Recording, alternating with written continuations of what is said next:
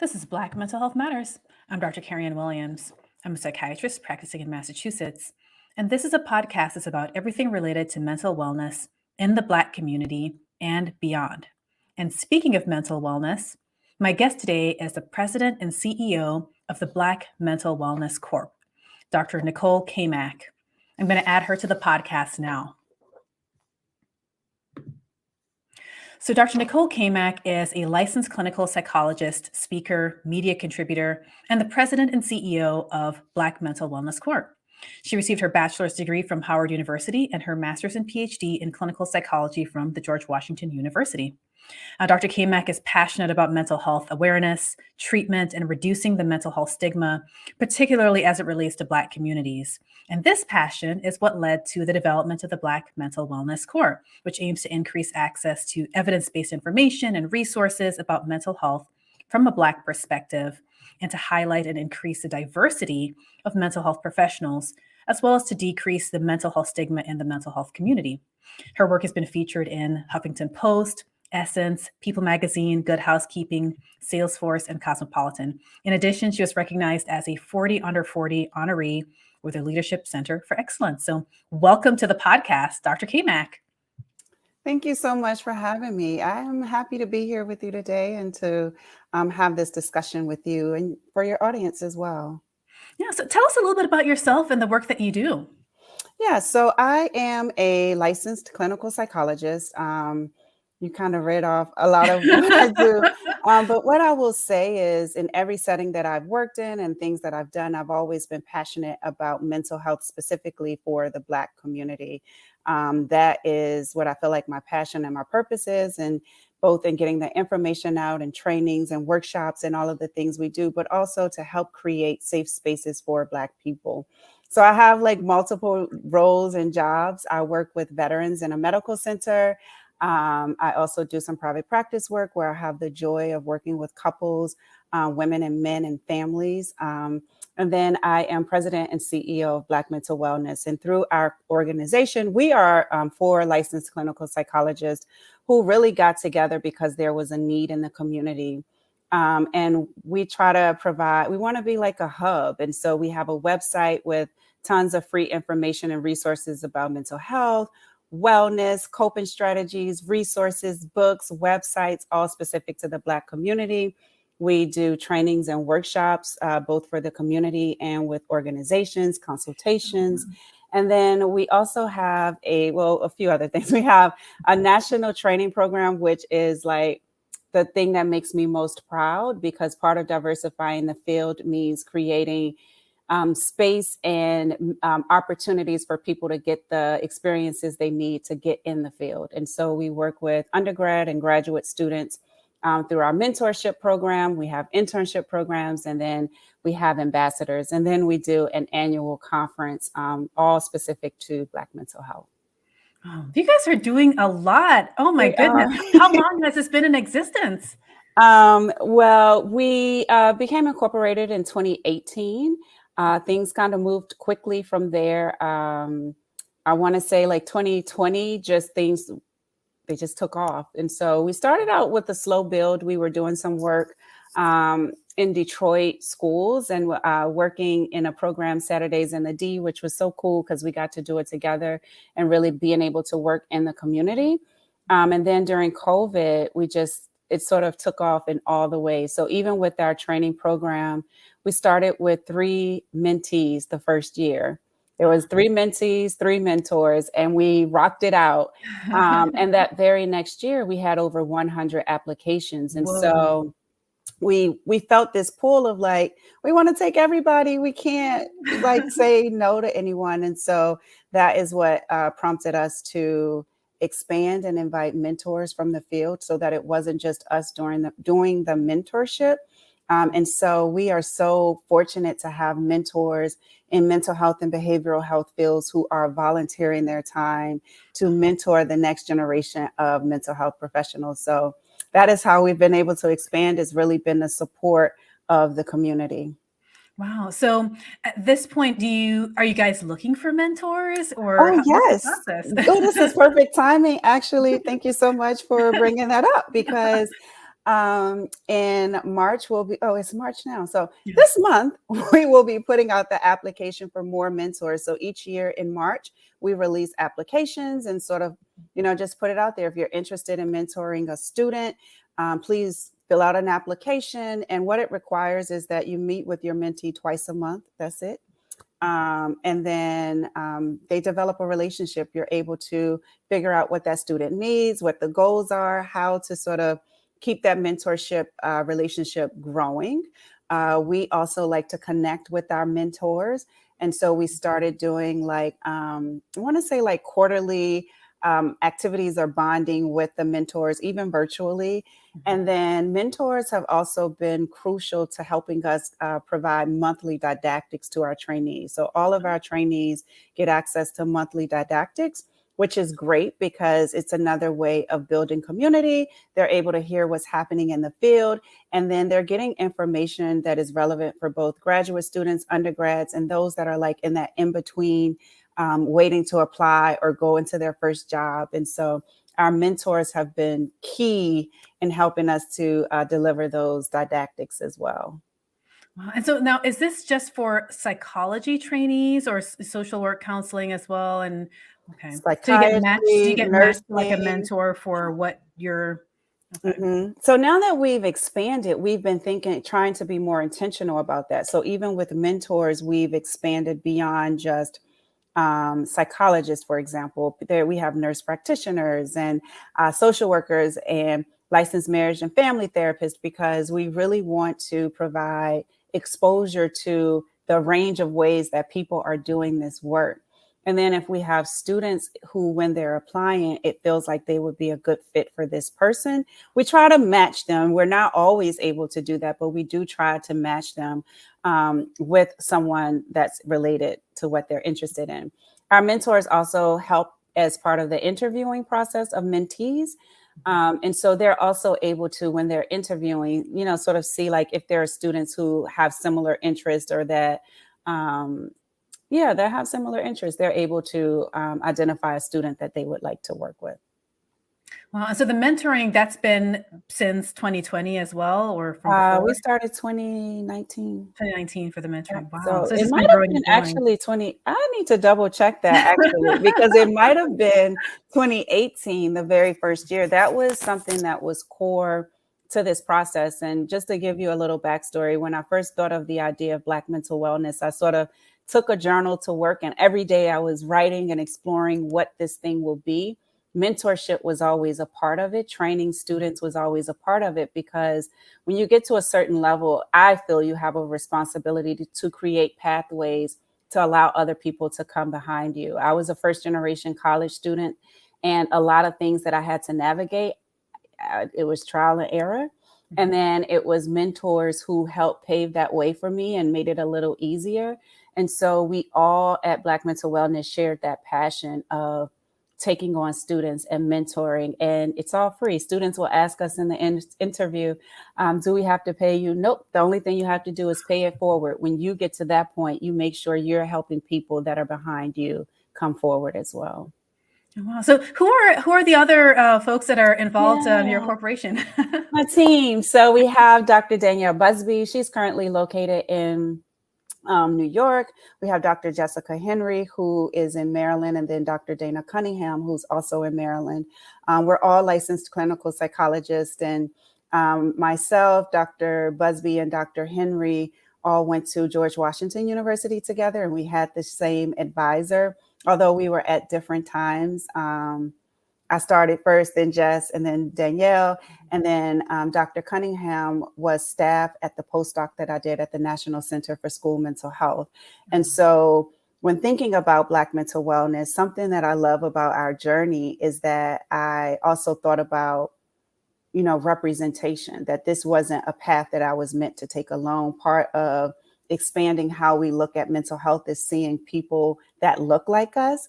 And I wrote out a list of who are the people that I have worked with, crossed paths with, that share that same passion. And I wrote each of their names.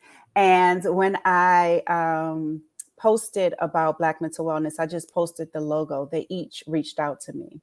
And to me, that was like confirmation, like that's all I need. They Yeah. and they've been in. And so it's beautiful because it started as an idea that I had, but it's expanded into something that we've developed together.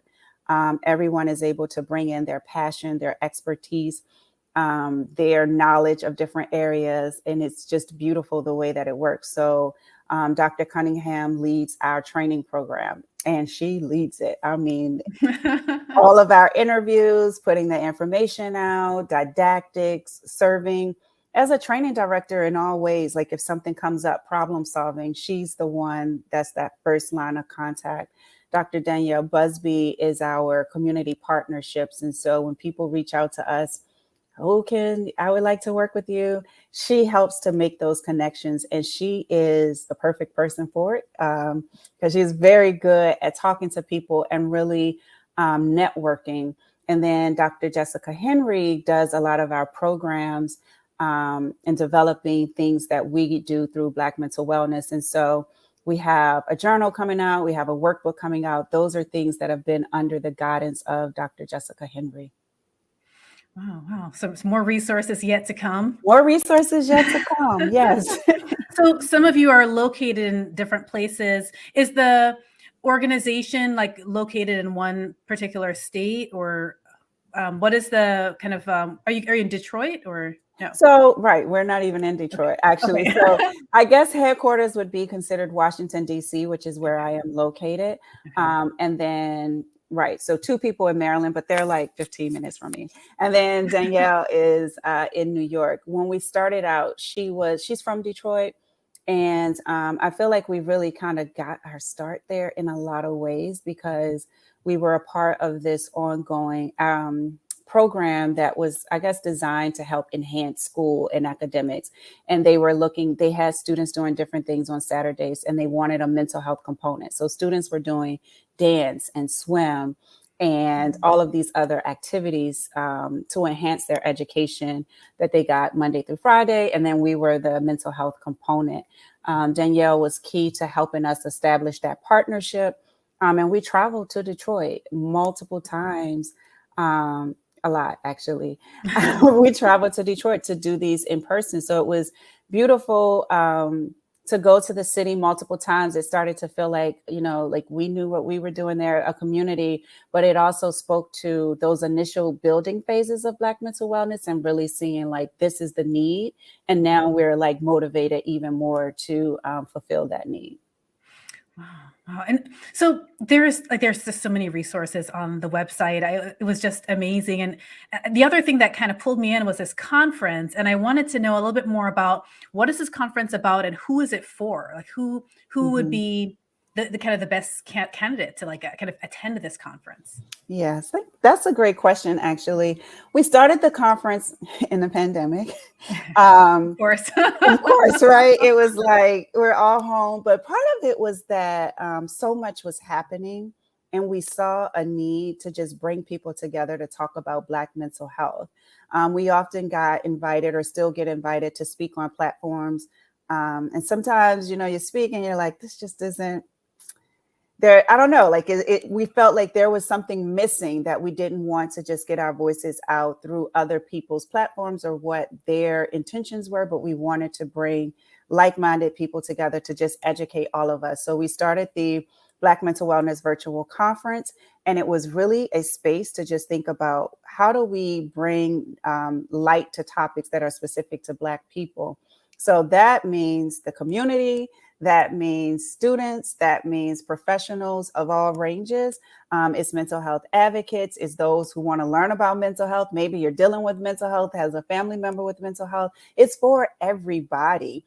And we even say that although we're talking about Black mental health specifically, this is a conference for anyone who wants to attend. Just know that the content, the speakers, and the purpose is about Black mental health.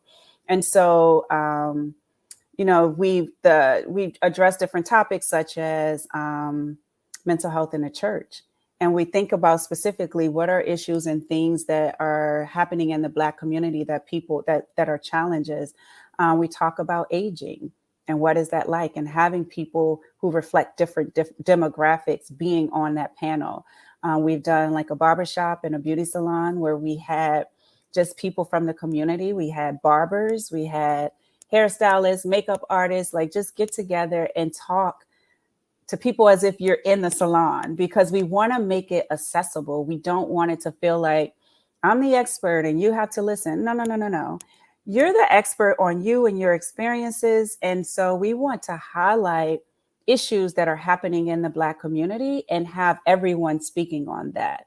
And so we don't have requirements for like, you only have to be a psychologist, for example. We don't believe in that. We want to make it accessible for everyone to get something, to learn something at our conference. And so our most recent conference was Heal and Liberate.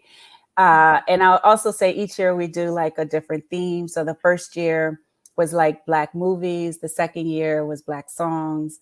And so we try to like think of things like themes. And then the last year was Black books, by Black authors. And we really just want Black people to see, feel themselves in our space. So it's for everyone. It's usually the first Saturday in November. So the next one will be November 4th.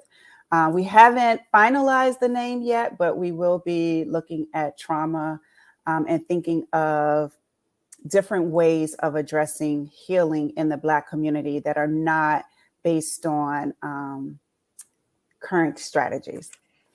And so it's going to be in person this so year? It's virtual, but we've been thinking, and we've struggled with this because when we in a virtual space, we can see where people are registering. We've had people from UK, Canada, the islands. And so we're trying to figure out, how do we still incorporate our audience who is from all over, but still give also something in person. So that's the other thing that we're trying to figure out, like what would a hybrid model look like this year? Mm-hmm. Well, I like the accessibility. And I think the concept is genius. You know, this idea that it's not just a professional development conference. This is for everybody. I particularly like that kind of barbershop beauty salon, because so much mental health discussions happen in these settings. And so I think that would be so incredibly interesting to kind of like listen into and kind of be a part of that discussion. That's fantastic. And so I wanted to ask, you've been in the mental health space for a while now. And, what is your perspective on, outside of like the conference, like how are these resources being received? Are you getting a positive response? Are people kind of interested and receptive to the message?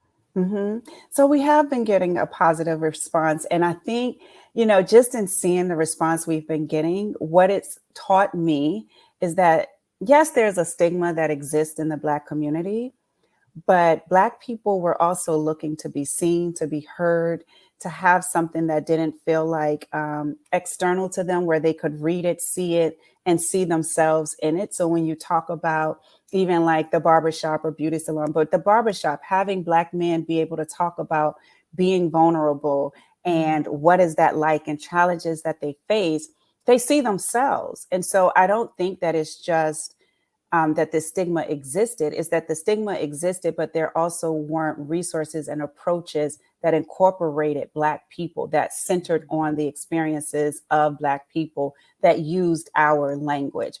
And so that is our goal. That is what we're going to do. And we learned, like, in order for this to work, we have to show up authentically as ourselves. We have to be comfortable in how we show up. And so, we have our natural hair. I'm always going to have on big hoops, bright colors on my lips or whatever, because I have to be me. And that is what I think people respond to. The other thing that we've done, and we're also thinking about, Dr. Henry is also in charge of our evaluation of programs. But even in the beginning, we did focus groups. And we sat with people. What do you want to hear? And we learned very early that we were still too academic. So, we're relatable, but we also have this very academic background. So when we were writing things, for example, it was coming from that very academic peer-reviewed journal lens. And that wasn't landing with people. And we needed to shift that. Even on our social media, if you look at those posts from 2018, they were like long and wordy and very therapeutic, like based on these certain standards. And it was like, How do we make this more relatable? Oh, you want more relatable? Okay, we can do that. What topics do you want to hear about? What went well? What didn't go well? And just so people know, like even with our conference, we have like evaluations. Like we're going through conference planning right now. It's like pull up the data. What are people saying? What did they say worked? What can we improve on? Who are they suggesting that we work with? And so I really think that's what helps to give us this positive or receptive feedback, and like that people are so receptive to what it is that we're doing. Yeah, of course, psychologists. Of course, you're going to have data Data. collection. Of course, right? Of course, but it's important. It's important to kind of be able to, to know what's going well, know what's not going well, that sort Mhm. of thing. I mean, in terms of like challenges, that you guys have faced, as you've been working on this, or have there been any kind of major obstacles to the work that you do in general? Mhm. I guess the biggest thing is, well, of course, when COVID happened, there were some things that we were planning to do in person that we just couldn't do. Mhm. And I think the other challenge that we're always navigating is just like with the conference, we're all in different locations. Well, three of us are in DC, but um, we're all in, different locations, so to speak. And it's like when we're doing programming or things like that, like how are we going to pivot to get this stuff to be in person so that we can reach people in a different level? Because I think for as much as we're able to reach people virtually, and I do see where people are responsive, they send us messages, um, they let us know, like we get feedback. Um, I always wonder, like, well, what would it be like if we were face to face? And Yeah. so trying to figure out that piece without excluding people too, because we've now Mhm. built this platform on this virtual space in a lot of ways. And so we have people all over. And I guess the other challenge that we had, and it was a good challenge to have, it's like all of the growth edges, like things happen really quickly before we might have learned. Um, And what I always tell people is so beautiful because the skill that we're lacking, it just shows up in someone asking like, what do you all need? Or people reaching out when we said, okay, we want to do a conference, people reaching out and saying, hey, I don't really have a mental health background, but I really like what you all are doing. I would love to help. And we're just like, how did this happen? And in the beginning we started this t-shirt line also during COVID. Although with this one, we had started the planning before COVID. But we started an Authentically Me t-shirt line. And the goal of the t-shirt line was really to share our journeys with mental health. We wanted to show like, it doesn't matter who you are or where you make it in life. You've had some challenges. You had to get through some things. You had to lean in and use a lot of the skills that we often share with other people. And so we each came up with a phrase or a saying that matched our mental health story. And it also came with a story, right? We put the shirts out. We did not anticipate the amount of people purchasing shirts that we got. We were a little overwhelmed. That was a challenge, and it's a beautiful challenge to have, and it's a lot that we learned from that. But those are the types of things where it's like we go to the next level and we're still trying to learn, and things are happening so fast and we're trying to keep up. And so I share that because people often think, again, you have a PhD, you know this. I don't know a lot, y'all. I have to like, I also have to use my resources and ask questions and allow other people who have areas of expertise to guide and mentor me as well. And my team is the same way. Yeah, I think sometimes there's a misconception that if you have an advanced degree that you kind of know everything, and it's like, well, I know what I know, like, which is, and they don't teach this kind of stuff in programs. It requires kind of a more kind of, I guess, diverse skill set. So it makes sense that there's going to be things that we're learning, and then things that people bring to the table, that we volunteer and they might help with. So Right. yeah, Yes. yeah. Now, as we've established, you're a licensed psychologist, and so I often like to ask, folks when they come on my podcast, what are some tips that you find yourself kind of giving people all the time about like, here's what I recommend for people in the Black community to take care of their mental health? Mhm. What are things that you would kind of recommend to our listeners? Oh, I love this Mhm. question. People may not expect this from me all the time, but this is my go-to. The first thing you have to do is slow down and listen to your body. You got to listen. Your body is communicating with you. It is telling you when something is going extremely well, when it's not, when it's nervous, when it's fearful, when it's stressed, when it needs rest. Your body is communicating, and we're often so busy, or we haven't learned the importance of slowing down and taking care of self. I can't take care of me until I know what it is that I need. And your body is going to tell you. And so I'm always talking to people about, maybe you don't want to meditate, but what would it be like to have some quiet reflection to yourself? What would Mhm. it be like to, turn the TV off for 5 minutes, or while you're driving to the next location, not to have the radio on? What happens when you do that? For a lot of people, that quiet is uncomfortable, because that quiet is when it's all going to come up. The thoughts are really loud. The feelings are really loud and intense. And so you got to understand what it is that you're running from, what it is that you're feeling, so you can know what to do. And so I often tell people, when I wake up in the morning, I'm an early person anyway, but I get up earlier before my daughter because I need that quiet time. I tell people I don't like starting my day in the busyness of anyone else. I need to just sit with me. What am I feeling? What was that first thought I had when I woke up? What am I stressing about when I went to sleep? You have to start to learn your body. And you can do that through meditation. I tell people you can have these quiet or these reflective moments when you're praying, when you're listening to music, when you're dancing, just being in a moment with yourself and seeing what comes up. From there, it's going to tell you everything else that you need. The second thing I will say is give yourself permission to take care of you, because Mhm. oftentimes we are taught to ignore ourselves, or we're not taught how to care for ourselves in the ways that allow us to prioritize our mental health. And so many people come to therapy, and I'm literally giving them permission, or helping them give themselves permission to take care of you. You cannot do anything else unless you are whole, unless you are healthy. Otherwise, you're just bleeding out. Yes, you could be there for everyone else, but again, you're bleeding out. And I didn't learn this lesson until I had my daughter. But you know how on the airplane they say, put your mask on and then you can help someone else. When you travel with a kid, and this happened to me in January, and she's 10, they still do it. They come to you specifically with your kid, and they get close and they say, Mom, did you hear us? If something happens, you put your mask on first before you help the kid. And Mhm. that is like the metaphor for life. I ask because I'm always asking questions, because in my mind is like, I'm helping my baby first. I'm not trying to hear this.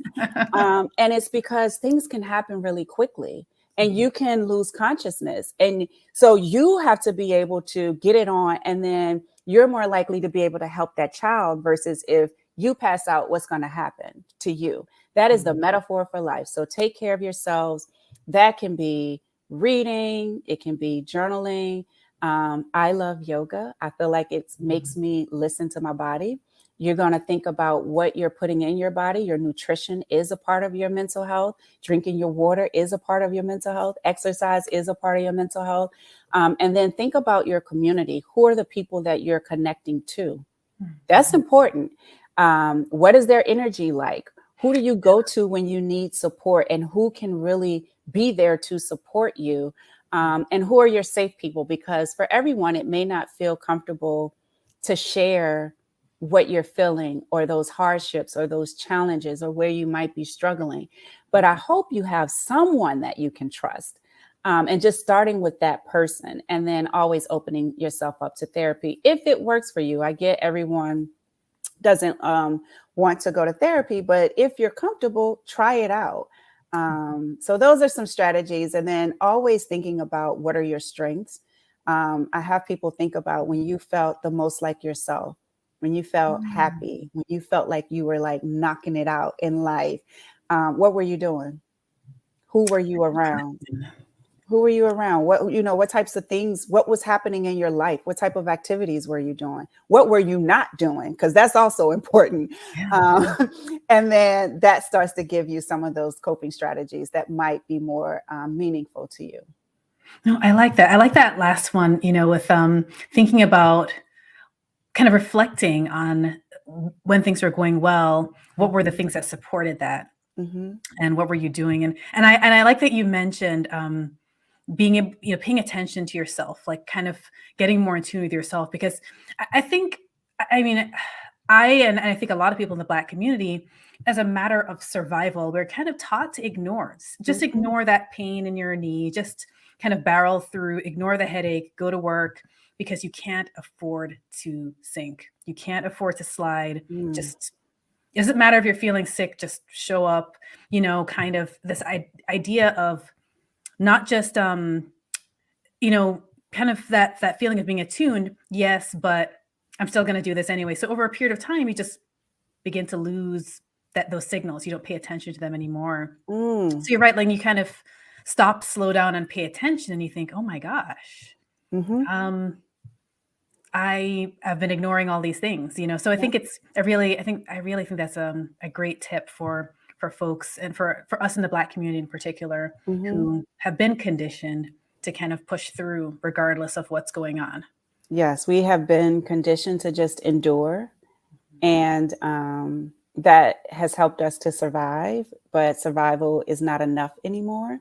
Mhm. We need to thrive. We deserve it. And so we have to, it also takes some changing of how you see yourself too, right? Because we praise people who don't need help. Oh, she's so Yes. strong.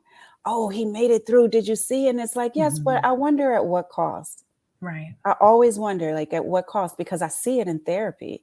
And I'll just add to this, I work in a primary care office. That has been the most enlightening thing in my life, because you see exactly what you described. I felt this pain 5 years ago, but I ignored it then. I Mhm. had these headaches, but I had to get to work. I didn't have time to deal with, what this was. And then you see the outcomes of when it goes unaddressed years later, how severe it is, or what the treatment options might be at this point versus much earlier. And so we have to listen to ourselves. Yeah. And so, well, thank you so much for coming on the podcast today. Any other last, thoughts that you have to share or anything like that? Well, one, thank you for having this platform to talk about these very topics that we addressed today, because they are very necessary, and it's liberating for people. I tell people all the time, like, part of how there are so many ways that we're addressing stigma, and these conversations are a part of that. So many people come to therapy and they say, oh, I saw an interview, or I Mhm. heard this person talking about it, or I heard my friend talking about therapy, and I figured if it worked for my friend, maybe I could give it a try. And so there are so many ways that we're shifting the narrative of what mental health is, Mhm. and making it more accessible for people, so that it doesn't just feel like this scary thing. And don't get me wrong, therapy can feel scary because you're being vulnerable in a different way. But it also can be very healing and liberating as well. And so thank you for having this platform for us to talk today. You can go to our website at blackmentalwellness.com.